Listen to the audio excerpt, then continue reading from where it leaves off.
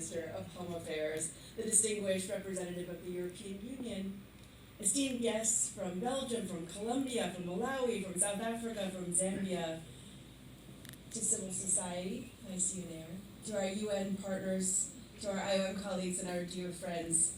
First of all, just a very, very heartfelt thank you for hosting this meeting in this beautiful country, but in this beautiful setting, where we were able to witness zebra as we came in, where we're reminded that we are all part of one big family, where we have the luxury of being able to take a moment to think and sit and breathe and discuss and learn from one another.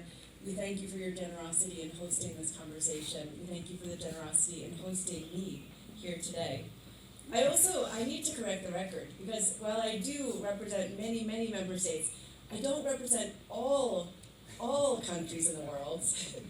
IOM has 175 member states, so we have a couple more yet to get, but I encourage you all to help us to join IOM, which is an important organization with an important mission. But we're close, we're almost there. I also want to thank you to the European Union. The European Union has been an important partner to our work here, especially in this region. And without the support that you provide, we would not be here today, but more importantly, we would not be able to provide support to the millions of people who are on the move all over the world. So thank you for everything you do. Thank you for your leadership. Thank you for your support. It not only strengthens migration management, it helps us ensure that we're protecting some of the world's most vulnerable people. And I want to say especially thank you to all of you for being here in this beautiful place. My job is to keep you awake, at the very least, even though the air is a bit warm and the breeze, the sound of the fan is very soothing.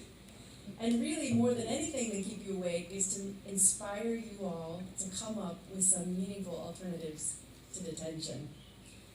We know that almost 281 million people are on the move today. 281 million people live in a country, work in a country in which they were not born. And by the way, I'm one of them. My ancestors were one of them. My grandmother came by way of India to Guyana, to Jamaica, to the United States. And just one example of a migration pathway that we see. Now, most people don't hop continents like my grandmother. Most people actually live in a region that's close to their own. They go to the country next door. That's pretty typical. Most people are working where very, very close to where they live, where they have cultural ties, sometimes where they have family ties, where it's easy to find work. And those are often the good news stories. But unfortunately, what we see is that there are now millions and millions of people who are on the move because they feel like they have no other choice. Certainly we know there are people who are on the move because of conflict, and we see that here in this region. We see that here on the continent. We see it all over the world. There are record numbers of people who are forced to flee because of conflict. I was just in Sudan about 5 weeks ago, where 11 million people have been displaced as a result of the ongoing war there. Or in the Democratic Republic of Congo, just next door, where 7 million people have been displaced from their homes because of the conflict there. But it's increasingly climate change. And climate change layered on top of conflict that is driving people from their homes. And we see it even here in Zimbabwe, this beautiful country with fertile lands that is known for agriculture. There are now communities who are suffering because of drought. And we know that human beings do what human beings do if they can't make a living the way they've always made a living. One of our adaptation mechanisms, one of the natural things we do, is to move. So it's no surprise that we're seeing increasing numbers of people who are on the move, whether they're fleeing because of conflict, whether they've lost their home because of drought or flood, whether they just don't see any more economic opportunity at home and they're on the move in search of something better for themselves and for their children. And we see it here across the southern routes. We see migrants coming from the Horn of Africa all the way down. We see migrants moving from country to country. We've seen people come from Malawi fleeing the devastating cyclones. We see people coming from Mozambique to work in agriculture, harvesting tea. We see people from Zimbabwe going into South Africa and surrounding countries for work opportunities. And while many of these movements are actually very beneficial, they're actually leading to economic prosperity, they're actually leading to better opportunities, some of them are not so beneficial. Some of them, people are being exploited and abused by traffickers and smugglers. Some of them are searching for promised land, and instead, on the other side, just find chaos or catastrophe or crisis. And we know that women and children are particularly at risk when they're on the move.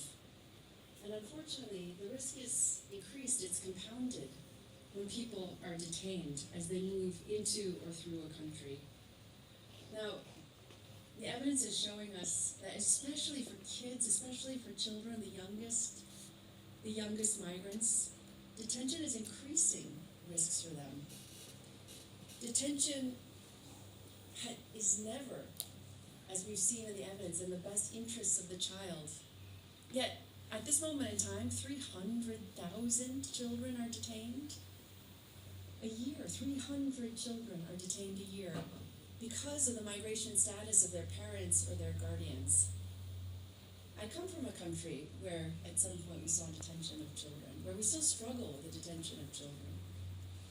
And what we see is that when children are detained, it's actually increasing the risk that they're going to be subjected to physical or emotional or sexual abuse. And what we also see is that the long-term impacts of the detention of children actually has significant impact on their mental health and their cognitive development. So we actually leave them worse off as a result of their detention. We actually make it more difficult for them to succeed, especially as we know that mental health is often undiagnosed.